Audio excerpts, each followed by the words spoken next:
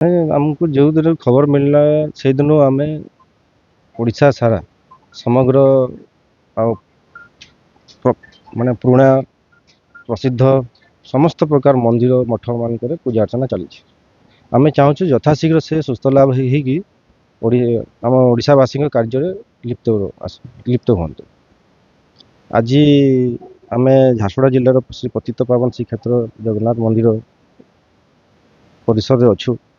आज आम खबर जो दिन पाई से दिन आम टे भावुक हो स्वाभाविक कथा भली आदर्श आम युवपीढ़ी गोटे प्रेरणा आम चाहूँ झारसुगुड़ावासी सांगे ओडावासी चाहती भली जो दृढ़ नेतृत्व जल्दी सुस्थ आरोग्य होगी आसिक ओडावासी कार्य लिप्त हो। ओडिशा सरकार राजस्व विपर्य परिचालन मंत्री हृदय जनित शारीरिक असुस्थता होगा पर से दिल्ली एम्स रे जो चिकित्सा लाभ करने जाइछन्ति जेते जो दिन शारीरिक असुस्थता आम खबर जानी पारिलु से दिन ठारू ओडिशा टेम्पल ट्रस्ट सहायता संघर सबू ओडिशा सारा समस्त मंदिर मानकरे संघर कार्यकर्ता माने तांकर आरोग्य लाभ पर प्रार्थना सभा आयोजन करिकी आसुछन्ति।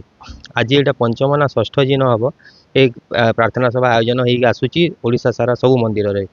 तो आम यही परिप्रेक्षी आमर जो पतित पावन श्रीक्षेत्र जगन्नाथ मंदिर अच्छी झारसुगुड़ा जिले में कुकुरजंगा ग्राम सेठाकू आम आसिक सेठी भी प्रार्थना करूँ और तांकर आरोग्य लाभ तांकर जो अस्त्रोपचार है सफल अस्त्रोपचार है वर्तमान से सुस्थ अच्छा आरोग्य लाभ करुँच यथाशीघ्र लोकों सेवार पुणी आसिक निजक नियोजित करेंगे। तो आम प्रभु को धन्यवाद देवा आसलु कि आशीर्वाद पे आज से आरोग्य लाभ कले आगामी दिन में लोकों सेवाई पुणी निजक उत्सर्गीकृत करेंगे।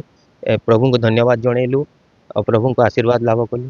केते दिन भरी इनकी पूजा चलिए से जो जेबे पर्यंत से पूरा हॉस्पिटल रू डिस्चार्ज कि घर को न आसबे से पर्यंत एमती आमर आयोजन चलुव।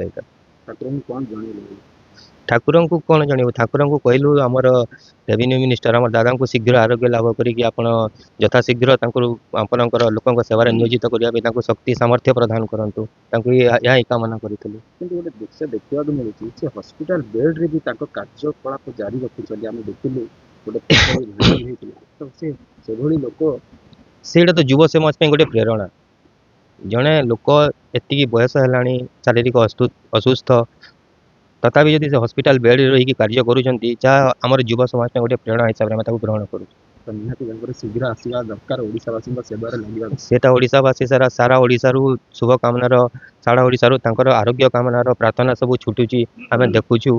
ओडावासी चिंतित हो जाते बर्तमान आश्वस्त अच्छा कि से बर्तमान स्वास्थ्य लाभ करुँच और बहुत शीघ्र ओडावासी सेवार पुणी आसे।